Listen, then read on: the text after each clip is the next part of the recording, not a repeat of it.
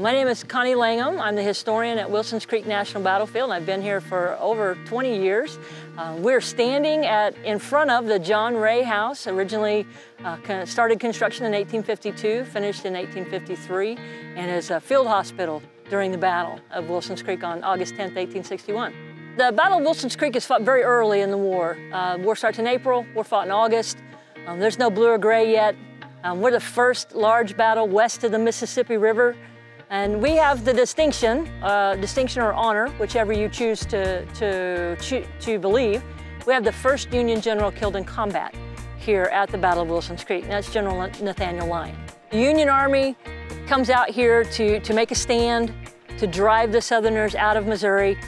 And Lyon really he achieves part of his objective, but not completely. He loses his life on Bloody Hill. And the Union forces eventually retreat back to Springfield because they're outnumbered, at least 2 to 1. The Southerners are so beat up, after 6 hours, the casualties, that's killed, missing, and wounded, 1,200 on one side, 1,100 on the other. That's pretty intense. And the Southern Army can't pursue the Union into Springfield and pursue their advantage. So you have the regular Confederate Army as well as the Missouri State Guard. So the Missouri State Guard, they go on and go on to Lexington, Missouri, where they achieve an astounding victory. The regular Confederate Army goes back to Arkansas. And after this battle, there's not another strong Confederate presence for an extended period in the state of Missouri until 1864. So Lyon does achieve his objective in keeping Missouri in the Union, even though he does end up retreating and the Southerners retain the field. The Battle of Wilsons Creek played a pivotal role in keeping Missouri in the Union and forever shaping the future of our state. Just like in so many other aspects of Missouri, the farmers in the area, their land and their crops played a key role in the battle's outcome. It's always been said that an army moves on its stomach, and it's the same principle during the Civil War. They come through this area, there's plenty of things to eat. It's August, it's harvest time, so there's plenty of corn in the fields. These farmers have cows and pigs and chickens. There's a mill here. At Gibson, the Gibsons have a grist mill, so they have the opportunity to grind their own flour.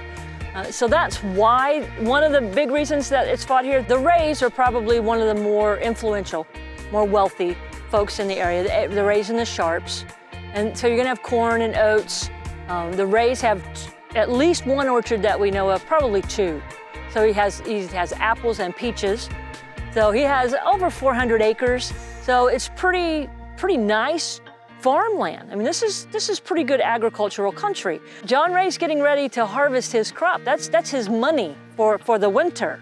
Not just John Ray, but all the farmers here.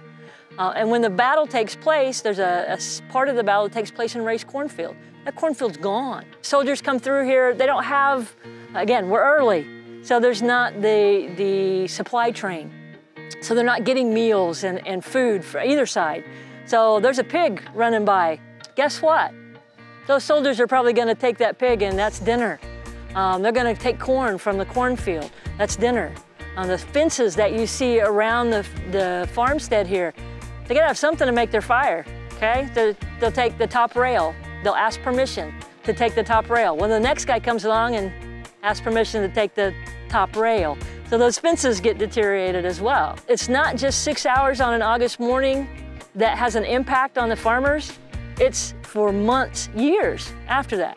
Wilsons Creek National Battlefield was dedicated in 1961 and today sits on 2,000 acres in Republic. The National Park Service strives to keep the land as it was during the battle, which is why you can journey the premises through cornfields, hayfields, and orchards, and seeing reconstructed farm homes.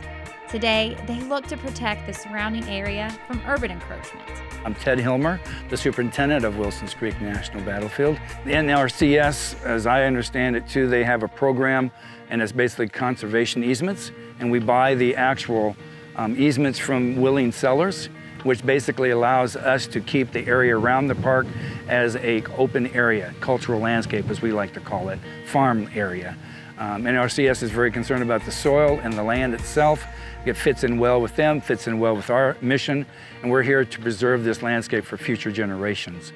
If you're looking to enjoy a piece of history that preserves Missouri's rich agricultural heritage, take a visit to Wilson's Creek National Battlefield.